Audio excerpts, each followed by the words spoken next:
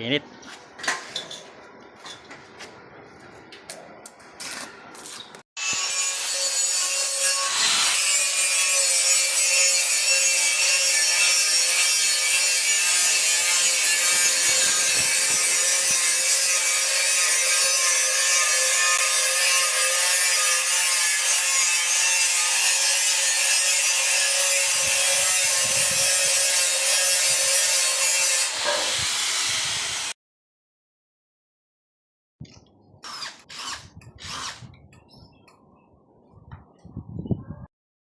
Yun, natapos na natin sa loob ng maghapon ng ating process project.